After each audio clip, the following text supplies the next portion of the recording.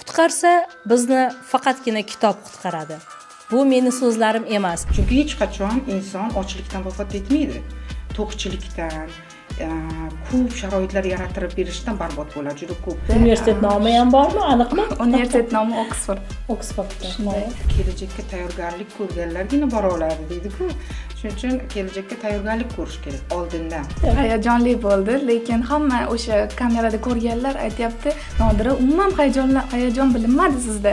O'zingizga ishonchingiz bilan gapirdingiz. Dunyoni o'zgartirmoqchi bo'lsak dedi, insonlarni zehniyatini o'zgartirishimiz kerak dedi. Bor budimizni ilmga tikishimiz kerak. Bor budimizni. Qutqarsa bizni faqatgina kitob qutqaradi. Bu meni so'zlarim emas. Bu xorijiy tillarni mustaqil o'rganib, hayotini o'z iziga tushirgan, bugun 400 ga yaqin yoshlarning ustozi hisoblangan Shuhrat medali sovrindori Xurshida opa Egamberdiyevani so'zlari. Assalomu alaykum Xurshida opa. Xush kelibsiz studiyamizga. Rahmat. Aziz muxlislar, siz Xurshida opani Ibrat kashfiyotlari loyihasi orqali ham juda yaxshi taniysiz.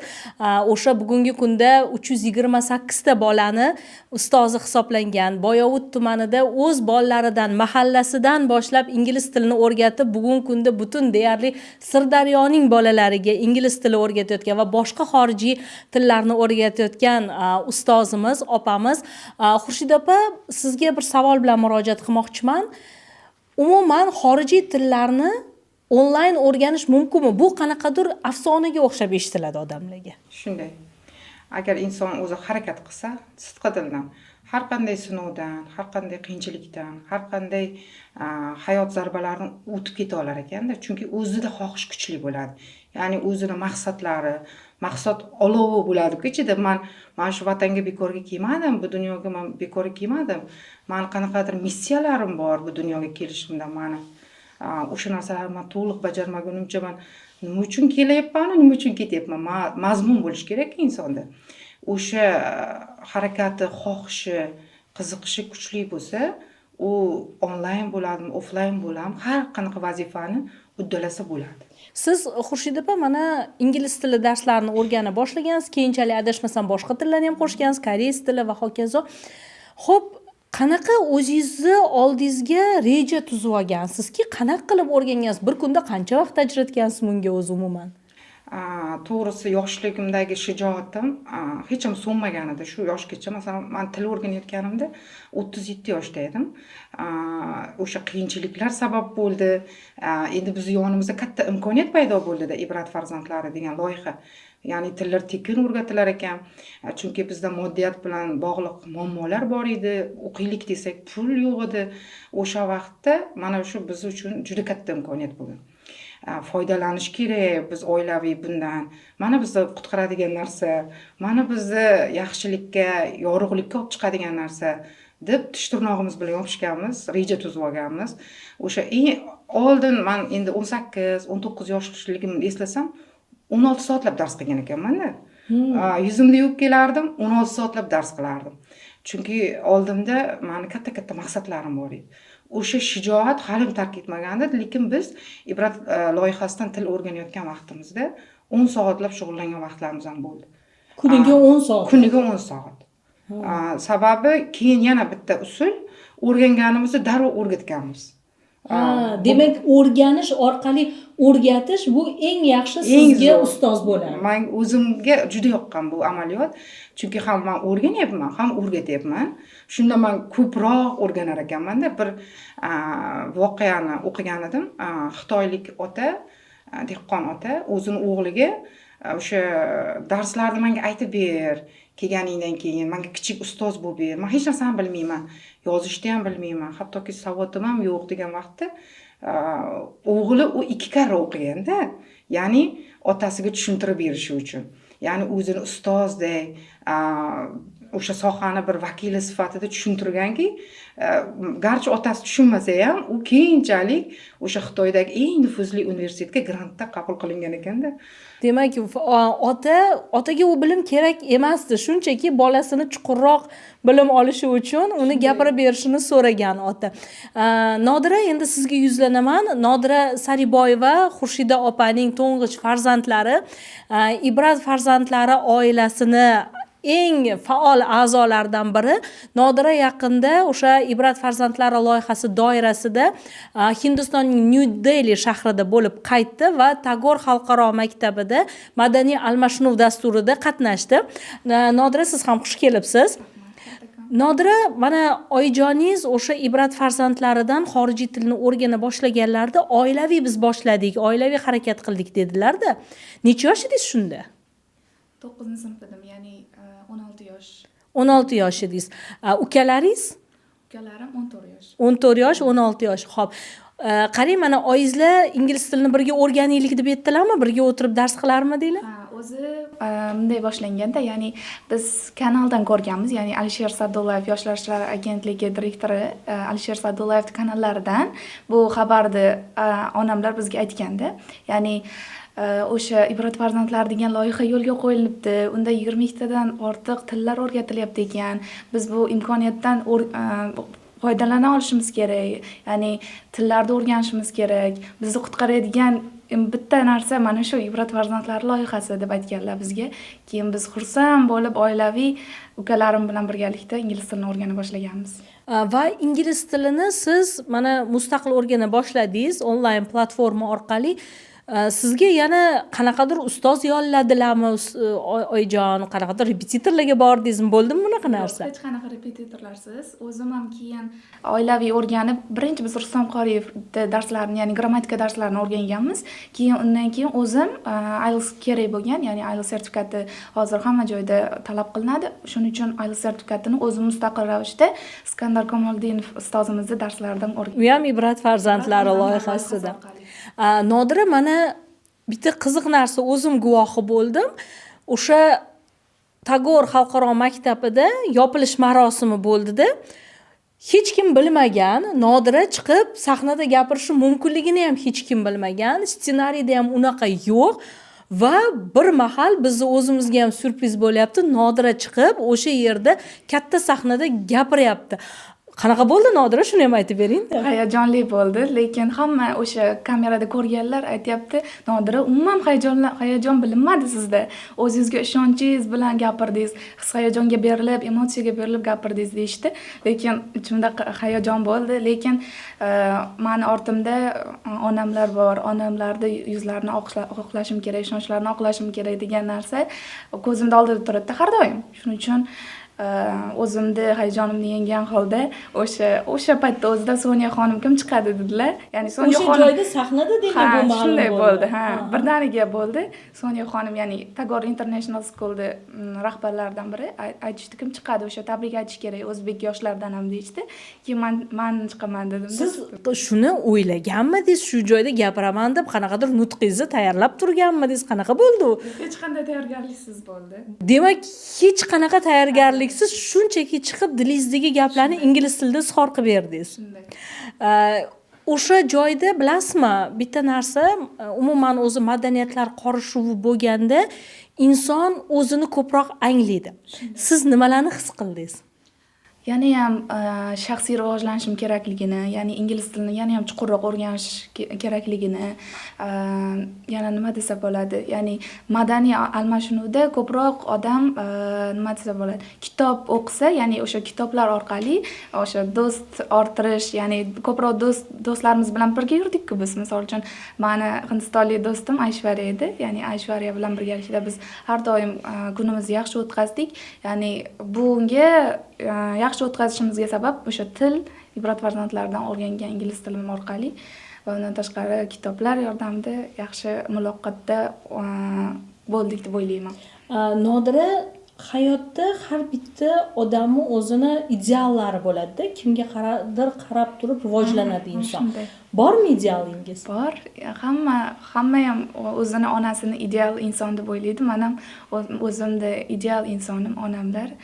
Xurshida opa, shu joyda sizga yuzlanamiz. Mana shu paytgacha sizni faqat o'sha ustoz ayol sifatida xalqimiz tanigan, fidokor ustoz ayol sifatida, lekin bugun mana ona sifatida ham tanishyapti-da sizni. Xurshida opa, ideal ona deb farzandlaringizni ko'zida gavdalanyapsiz. Sizni idealingiz kim o'zingizda? Meni ham onam, ota-onam ikkalasi ham. chunki dadamdan biz o'sha 10 qiz bo'lishimizga qaramasdan mana shu bizga hamma sharoitlar yaratib berib, oq yuvib oq taraganlari, bir qahramon ota ekanliklari men uchun o'sha gavdalangan bir ideal ota sifatida. Onam esa sabrliliklari bilan bizga iroda, o'sha o'zini hamma qat'iyatlarni ko'rsatib bergan. Chunki 10 qiz deyish bu og'izda aytish oson, lekin bu hayotda chidash boshqa narsada. O'g'il farzandni hamma kutadi. Lekin bizdan ular kutishdi-da, endi mana shu qizlarimizdan olamiz endi. Nima kutuvlarimiz bo'lsa, shulardan olamiz deb bizni o'zlari oq yuvib oq tarab mana hozir 8 tasini turmushga ham berib bo'lishdi. Men ota-onam o'zimda ota-onam o'zimda idealim. Farzandlaringizni nazarida siz ideal ekaningizni his qilasizmi hech? Chunki o'sha namuna orqali ko'rsatib berasiz-da buni. Faqatgina amaliyot, namuna, chunki men uchun farzand tarbiyasi juda muhim bo'lganda, men o'sha ularni moddiyatini emas, ma'naviyatini yuksaltirishni xohlaganman-da. Ya'ni men uchun moddiyat ikkinchi o'rinda bo'lgan. Chunki hech qachon inson ochlikdan vafot etmaydi. To'qchilikdan, ko'p sharoitlar yaratib berishdan barbod bo'ladi. Juda ko'p nima deydi, ilhomlanishlar ham, iste'dod ham, hammasi u to'qchilikdan. Men ularga shu real hayotni, qora tomonlarimizni, masalan, o'zimiz qiyinchiliklarimizni birgalikda ko'rsatganman. Ya'ni ularni asrab, masalan, olib o'tirishim mumkin edi, masalan, ko'ngillari ularga bildirmasdan o'zim ishlab kelib, o'zim boqsam ham bo'lardi. Yo'q, ular yosh jussa bo'lsa ham ko'rsin o'sha narsani, keyin men o'qishim kerak ekan, meni najotkorim ilm ekan degan to'xtamga kelishini xohlaganman-da. Keyin o'zim ko'p shaxsiy namuna bo'lardim. Biza o'sha uyimizda kutubxona bor, o'zimizning kitob turadigan joyimiz. Birinchi olib, masalan, o'sha televizor ko'rmasdan yoki telefonga qaramasdan kitob o'qib o'tirardim. Avtomatik kitob o'qiyotganingizni ko'rgan bolalar ham kitob o'qishni sizni orqangizda shunaqa tez takrorlaydi bolalar. Sizni aksingizda ular. Mana bu tashqariga chiqadi, hozir to'r devorning ichida bilinmasligi mumkin. U nima olinayotgan narsalar. Lekin tashqariga chiqadi-ku, sizdan ular mustaqil hayotga chiqadi. O'shanda sizni aksingizni ular qaytarib beradi, ko'rsatib beradi ommaga. Shuning uchun men uchun ularning ma'naviy ulg'ayishi doim birinchi o'rinda bo'lgan, moddiyati ikkinchi o'rinda bo'lgan. Hozir juda ham yaxshi gap aytdingiz. Ko'p ota-onalarda kuzatilayotgan bir minus taraf deymizmi? Farzandidan o'qishni talab qiladi, ularga o'gitlar beradi, lekin o'zi namuna ko'rsatmaydi. O'zi chunki Reels tomosha qilib o'tirgan bo'ladi Instagramda masalan. Va ota-onani farzandlar qaytarishi, u xoh yaxshi tomondan, xoh yomon tomondan, bu haqiqatdan bor gap. Xurshid opa, bugun necha nafarga yetdi o'quvchilaringiz? Hozircha bizda 400 dan ortib ketdi. Demak, boshida azizlar, men kamaytirib ham aytibman. 400 ga yaqin, chunki biz bahor faslida Xurshida opa bilan ko'rishganimizda 328 nafar o'quvchilari bor edi va shuning uchun taxminan 400 ga yaqinlashib qolgan bo'lsa kerak degan. Hammasi shu imkoniyatlarni bizga ibrat farzandlari yaratib berdi. Masalan, butun bir oilani kashf qilish, butun bir oilani noldan qandaydir 180 gradusga o'zgartirib yuborish, bu ibrat farzandlarining imkoniyatlari. Men nima demoqchiman, bitta oila sifatida bizning hayotimiz o'zgardimi? Demak, men kabi juda ko'p oilalarning hayoti o'zgaradi. Men bunga 100% ishonaman. Chunki shunaqa darslar zo'r tushuntirilganki, har qanday inson tushunib olishi mumkin-da. Bunaqa tushuntirish menimcha offline ustozlarda ham yo'q. Ipidanginasigacha hijjalab tushuntiriladi deydi-ku, o'shanaqa qilib miyangizga quyib qo'yiladi. Bundan keyin qizim super istar darslarini ko'rib, gapirish layoqati oshdi-da. Demak, og'zaki nutqni ham rivojlandi. O'shandan keyin rivojlandi. Biz endi ilk anaqasini ko'rib chiqdik.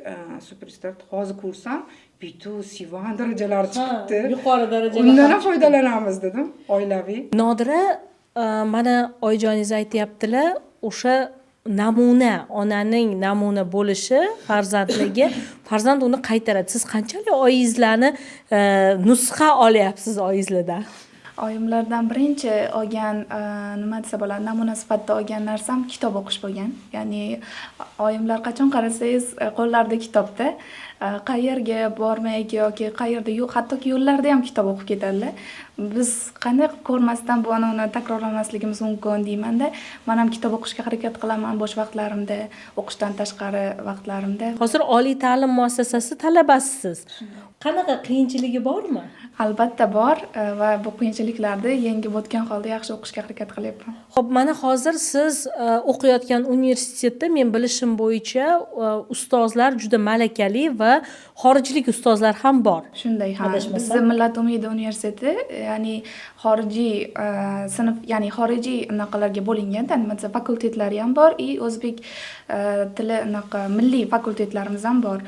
Va undan tashqari bizda universitet xorijiy kompaniyalar bilan yoki xorijiy ustozlar bilan hamkorlik qilgan va shuning uchun ham xorijiy Siz ustozlar yo'nalishingiz qaysi shunda? Qaysi yo'nalishda hozir biznes o'qiyapsiz? boshqaruvi, business administration yo'nalishi bo'yicha. Biznes boshqaruvida. Xo'p, biznes boshqaruvi bo'yicha sizda qanaqadir maqsadlar paydo bo'ldimi yoki bir rejalar paydo bo'ldimi shu kunda? Albatta, chunki biz iqtisodiyot fani ustozimiz va biznes ustozimiz har kuni har darsida biznesga bog'lab o'tadilar. Ya'ni o'sha kelajakda o'zlaringda biznes kompaniyalaring bor va unda sizlar menejersizlar deb bizga har doim aytishadi va o'shani tasavvur qilgan holda o'sha o'zimni hozir shaxsiy bizneslarimni ham rejalashtiryapman.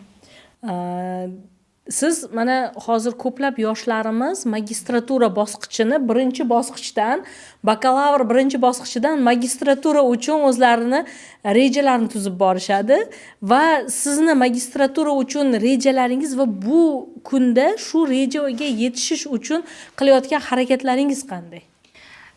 Planlarim, ya'ni magistraturani Angliyada o'qimoqchiman. Xudo xohlasa. Universitet nomi ham bormi, aniqmi? Universitet nomi Oksford. Oksfordda. Shunday. Uning uchun til sertifikatimni yana ham ko'tarishim kerak va bunga albatta Ibrat farzandlari loyihasi katta yordamchi bo'ladi va undan tashqari GPA baholarimni yaxshi qilishim kerak va o'sha ikkalasi orqali ketaman. Xo'p, siz bugungi kunda mana yoshlar ko'plari ko'ngilli ishlarga, ya'ni ijtimoiy faollikni oshirishga harakat qilishyapti va bu sohada siz qanaqa ishlarni amalga oshiryapsiz? Bu sohada hozir o'zim Ibrat farzandlaridan ingliz tilini o'rganib, menga Ibrat farzandlari loyihasini, ya'ni oilamizga yana ham bizga foydasi tekkan, ya'ni bepul o'rganish imkoniyatiga ega bo'lganmiz. Buning uchun o'zim ham hozir o'zimda orzuim bo'lgan, ya'ni Ibrat farzandlari loyihasida o'sha o'qib, keyinchalik ishlash. Hozir endi o'zim ijtimoiy faolligimni yo'lga qo'ygan holda Ibrat farzandlari loyihasida app specialist bo'lib ishlayapman, volontyor bo'lib. Demak, hozir mobil ilovaga siz takomillashtirishda faoliyat olib boryapsiz. Yana qanaqadir bir rejalaringiz bormi? Balki o'zbek qizlarini dunyoga olib chiqish bo'yicha bir qanaqadir loyihalar qilishingiz mumkinmi? Xudo xohlasa ular ham bo'ladi. Ya'ni biznes sohasi bo'yicha uni amalga oshirmoqchiman. Ya'ni qizlarning o'rni biznesda ham borligini, ya'ni xalqaro maydonlarga, ya'ni o'zimizda O'zbekistonimizda bo'ladigan faoliyatlar bilan bog'lab olib chiqmoqchiman, Xudo xohlasa Angliyaga. Omad tilaymiz faqat. Nodira, bu yo'lda faqatgina sizga omad tilaymiz. O'ylaymizki, O'zbegimni eng faol, eng ko'zga ko'ringan yetakchi qizlardan bo'lasiz albatta. Bunda sizga hamma potensial bor. Xurshid opa, sizga yana bir savol bermoqchiman. Mana hozir Nodira aytayapti, hozirdan rejalashtiryapman deyapti. O'sha magistraturaga bu endi birinchi kursda o'qiyapti-da bu qizimiz. Lekin hali 4 yildan oldindan rejalashtir. Bugunim o'tsa bo'ldi degan gap yo'q. Mana shu odatlarni hosil qilish, odatlarni shakllantirish yo'llari qanaqa? O'zi kelajakka tayyorgarlik ko'rganlargina bora oladi deydi-ku. Shuning uchun kelajakka tayyorgarlik ko'rish kerak oldindan. Masalan, odatlarni shakllantirish, ya'ni har kuni 1% yaxshilanish, bu odatlar shakllanishi degani-da. Har kun bir xil ishni takrorlash. Masalan, 10 kun kitob o'qing, 11-kuni o'zingiz xohlab, ya'ni kitob o'qishni boshlaysiz. Yokida masalan kun kech bo'lsa, o'zimga o'zim aytardim-da, sen bugun 50 bet kitob o'qimading Xurshida. Sen bugun yangilikni olmading yoki yangi bilim olmading sen. Borda yuzingni yuvib keda, uyqung kelsa ham borib 50 bet kitobingni o'tirib o'qigin. Buguning san uchun yakunlanmadi deb o'zimni bloknotimga yozib qo'yaman-da. Ana shu odatlar shakllangandan keyin sizni farzandlaringiz sizdan uzoqda bo'lsa ham, boyagi yomon odatlar ularni chetlab o'tadi. Ya'ni o'sha odatlari bilan, yaxshi odatlari bilan ular yana davom etaverar ekanda. Menga har kuni Hasan o'g'illarim, ular mendan hozir uzoqda. Qayerda o'qishyapti? Guliston shahrida, markazda o'qiyaptilar. O'sha haftada bir marta keladi yoki 2 haftada bir marta Litsey keladi. o'quvchilari bo'lishganmi ular hozir? IT ga ixtisoslashgan maktabda o'qishyapti. Omadlarini bersin. Bu ham mana shu ibratli yutug'i, chunki ingliz tilini o'rganganligi uchun yuqori ball to'plab o'qishga kirib ketishdi. Xuddi qizim ham shunday bo'lgandi. Prezident ixtisoslashtirilgan maktabini 1-sonli maktabiga qabul qilingandi. Ingliz tilini o'rganibdi. O'shandan boshlangandi birinchi yutuqlari. Keyin 5,5 oylik soldi. Uning orqasidan nafaqat ingliz tilini, Ibrat farzandlardan ona tilini o'rganib, C+ oldi qizim. Nodira, aytmaysiz ham buni. Shunday. Keyin har doim kechqurun bo'lsa bir telefon qiladi-da. Endi onam biz masalan mutolaa loyihasi bor. O'shandan necha betr kitob o'qidik yoki tingladik. Hozir katta romanlar boshlabdi. Ungacha Chexovning asarlarini o'qiyotgandi. Yokida superstar darslarini 10 tacha darsini biz tugatdik.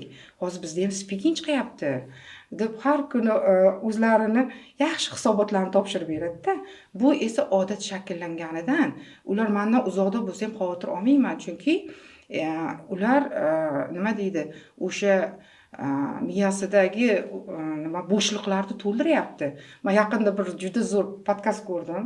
Bu Millat umidi podkasti, ya'ni Alisher Sa'dullayev bilan Umid Ishmuhammedovning suhbatlari bo'ldi. Shunaqa zo'r insaytlar oldim. Bu butun O'zbekiston yoshlari uchun juda manfaatli podkast bo'ldi. Unda Alisher Sa'dullayev aytdilarki, biz dunyoni o'zgartirmoqchi bo'lsak dedi, insonlarning zehniyatini o'zgartirishimiz kerak dedi. Ya'ni dunyo qarashni o'zgartirishimiz kerak dedi. Mana shu narsa juda ham muhimda. Dunyo qarash o'zgarmasa o'sha qiyinchilikda yashab yuraverasiz. Masalan, menga shu bo'laveradi. Men qilolmayman. Komfort zonadan chiqmasdan, masalan, shunaqa bo'lib, masalan, bir xillar to'kis hayotda, kimdir qiyin hayotda. O'shani o'zgartiradigan narsa uni zehniyati. O'sha podkastni eshityapman, yoshligimdagi o'zimni ustozimning gaplari yodimga tushib qoldi-da. Tarix ustozimiz bo'lardi, Elboyev ustoz. Aytgandilarki, insonni miyasida bo'shliq qolmaslik kerak.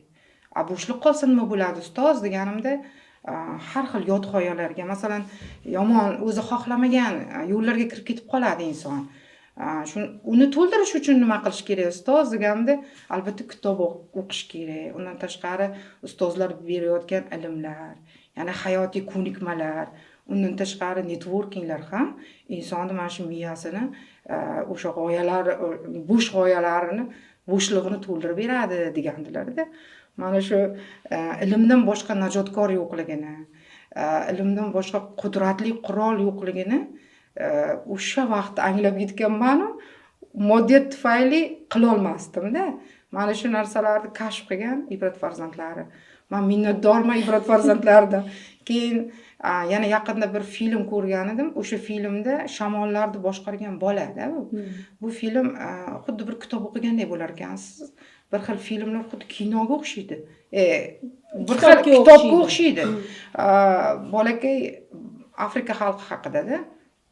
Afrika xalqi da endi bitta yetishtiradigan mahsulotni makkajo'xori ekan va mana shu filmda ilmni naqadar qudratli qurol ekanligini ko'rsatib berganda, ular lalmi yerlarga hisobiga o'simliklarni sug'orishadi, ya'ni yomg'ir hisobiga, qurg'oqchilik etdi. Hamma dalaga chiqib, butun bir qabila bo'lib, oilalar chiqib ishlashsa ham ular faqatgina bir bolakay kutubxonaga kirib, shamol energiyasi haqidagi kitobni o'qiydi-da u. O'sha kitobda o'zini savollariga javob qidira boshlaydi. Ya'ni qanday qilsam deydi, mana shu Afrika davlatimga deydi, mana shu qishlog'imga deydi, suv chiqaraman deydi-da. Keyin o'ylanib, o'qib, izlanib, dadasi ming urushib dalaga bor desa ham, u yashinib borib, kutubxonaga borib, kitob o'qib, eski velosiped shinalaridan, shamollardan foydalanib, energiya olib, suv chiqaradida. Mana ilmni naqadar qudratli ekanligida, buni biz o'sha zehniyatimizni o'zgartirgan holatda bor budimizni ilmga tikishimiz kerak. Bor budimizni. Chunki bizdan faqatgina olgan ilmimiz qoladi, o'rgatgan ilmimiz qoladi. O'sha narsadan boshqa moddiyat yo'q men uchun. Eng katta boyligim. Xurshida opa, biz mana siz bilan ko'p suhbatlashganmiz. Bundan oldin ham siz bilan ikkita suhbatimiz e'lon qilingan. Lekin biz ko'pincha mana hayot qiyinchiliklari haqida gaplashganmiz-da, lekin bugun men siz bilan o'zgarishlar haqida, yorug' kunlar haqida gaplashmoqchiman. Mana hozir ko'ksingizda Shuhrat medali turibdi. Mana shu medalni olishingizni o'zi qachondir o'ylaganmidingiz? Va bu jarayon qanaqa bo'ldi? Siz shuni eshitganingizda, umuman sizni chaqirishganda qaysi holatda turgan edingiz? Bir tasvirlab aytib bersangiz. 7 uxlab tushimga kirmagan. Chunki lekin prezidentim bilan uchrashaman degan narsani har kuni o'ylab, hattoki har kuni uni nima deydi, repetitsiya qilardim uyda. Men o'g'illarim kulardi. Masalan, sen prezident bo'lsang, masalan qo'ling bilan ushlayman-da deb desam, "Yo'q, unaqa bo'lmaydi ona. Siz oddiy uy bekasisiz. Qanday qilib siz prezident bilan uchrashasiz?" degandi. Yaxshi niyat yarim mol. Shunday juda ham xohlaganman. Juda ham prezidentim bilan uchrashib, shaxsan o'zlariga minnatdorchilik bildiraman deb o'ylagan narsalarimni hammasi endi men lekin medal olaman deb o'ylamaganman. Bu narsa birdan o'sha xabar tarqagan ijtimoiy tarmoqlar orqali o'zim ko'rmaganman-da. Siz xabaringiz yo'q. Xabarim yo'q. 3 kun, 5 kun oldin bizni Sirdaryodan Toshkentga olib kelishgan. Ana bu bayram bo'ladi deyishgan. Shunday xursand bo'lganman, aytganmanki, men bayramga qatnashaman deb. Adashmasam 8-mart 8-mart shunaqa xursand bo'lib, Allohga shukronalar keltirganman-da. Umrimda ko'rmagan joylarimni ko'ryapman. Juda sharoitlar zo'r joyga olib kelgan endi bizda. Keyin ijtimoiy tarmoqlarda tarqagan xabar menga Sirdaryodan telefon qilishyapti-da. Siz Shuhrat medal bilan taqdirlanibsiz. Siz Shuhrat medal bilan taqdirlanibsiz desa, yo'q, adashmayapsizlarmi? Yo'q, bu bo'lishi mumkin emas desam, shuncha ozgina qilgan kamtarona mehnatingiz shuncha ulug'lansa, mana bir o'zbek ayolini baxti, mana bir oddiy uy bekasini mana shunday yuksakka chiqarib insonni nima deydi, ulug' joyga qilib qo'yishda mana prezidentimizni oqilona nimalari, qarorlari tufayli bu narsa. Men o'zligimni topgan ayollardanman. Men prezidentimdan ham minnatdorman. Yoshlar ishlari agentligi, Ibrat farzandlar loyihasi hammasidan minnatdorman. Chunki biz o'sha o'tgan yili lagerga borganimizda ham Alisher Sa'dullayev aytgandilar-da, har kuni uyg'onsam, kimnidir hayotini o'zgartiraman deb uyg'onaman. Bu meni eng oliy oldimda qo'ygan maqsadim degandilar-da. Mana shunday o'zgarishlardan bittasi meni hayotim ham o'zgardi. Shunaqa yaxshi insonlar tufayli, yaxshiliklar tufayli, imkoniyatlar tufayli. Shaxsan prezident qo'lidan ushlab, quchoqlab o'zlarini minnatdorchilik bildirganman-da. Men yana prezidentim bilan uchrashish uchun harakat qilaman. O'zingiz ustingizda yana ishlayapsiz, to'xtamayapsiz. Biz hali yana nima deydi, bu imkoniyatlar ketma-ket yaratilyapti yana Ibrat farzandlarida. Mana superstar darslarining keyingi bosqichlari chiqibdi. Mukammal, nima deydi, hamma masalan uni o'rganib, speakingni ham rivojlantirsa bo'ladi va boshqa layoqatlarni ham rivojlantirsa bo'ladi-da. Ham writing bor ekan, ham listening bor ekan. Men aytib, o'quvchilarimiz bilan birgalikda foydalanamiz bu narsadan. Hozir mana bitta savol shu o'quvchilarim deganingizda yodimga tushdi. Orada bir shunaqa davr bo'ldiki, o'quvchilarni bilim olishidan ko'ra ko'proq ota-onaga yordam berishi, uy ishlarini ko'proq qilishi, qizlarni deylik oilaga tayyorlash deganda ko'proq o'sha supur-sudirni bilishi, idish-tovoqni yuvishni bilishi, yaxshi shirin-shirin ovqatlar qila olishi nazarda tutildi-da. Bugun mana siz o'sha 400 dan ortiq bolalarni, yoshlarni o'qitayotgan ustoz sifatida shu tendensiya jamiyatimizda o'zgarganmi yoki hali ham shu tendensiya bor deb o'ylaysizmi? O'zgargan. 180 gradusga o'zgargan. Sababi o'zimni yoshligimda ham eslayman. Biz biz endi qishloq joyda turganmiz-ku. 3 oy qish o'qirdikda. Qolgan vaqti dalada edik biz. Paxta terim, bug'doy o'tlarini yulish, gektar chopish, maktab yopiq bo'lardi. Kitobni dalaga olib borib, o'sha ozgina dam olganimizda o'qirdim. Chunki o'sha ilm kerak edi. O'shanda nima deydi, anglab yetganingiz bilan, maktab ilmi bilan masalan nima qila olmaysiz. Lekin 3 oy o'sha vaqtda qiz bola degan narsa o'qimasa ham bo'laveradi. Masalan, o'sha vaqtdagi fikrda. Lekin men akademik litseyga kiraman deganimda, menga dadam ham, onam ham qarshilik ko'rsatmagan, shaharga borishim kerak degan. Shuncha nima deydi, shaharga borsang ham hamma imkoniyat yaratib beramiz. Faqat o'sha o'zligingni yo'qotma. Eng insonni mana shu olamda eng katta yo'qotishi bu o'zligi deb aytishgan. Bu narsa men quloqimda ostida xolim jaranglab turadi. Chunki o'zlik sizni butun umr yoshingizgacha kerakda, umringiz oxirigacha kerak o'zlik degan narsa. Ya'ni beg'uborlik deydi-ku, kibrsiz hayot deydi-ku, o'sha narsa bir umr kerak sizga. O'sha endi o'zlik deganda umumiy ma'noda ham ketadi. Meni ortimda 9 ta singlim bo'lgan. 9 ta singillar opasiz. 9 ta singilim bor, faxrim.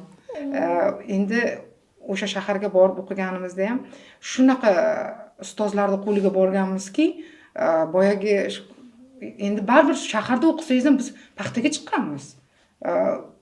Boshqa unaqalarga chiqmasak ham paxtaga chiqqanmiz. Lekin ko'pchilik qizlarni ko'pchiligi turmushga erta chiqib ketishardi. Yokida o'sha hunar, kasb o'rgatadigan joylarga borib o'qishardi.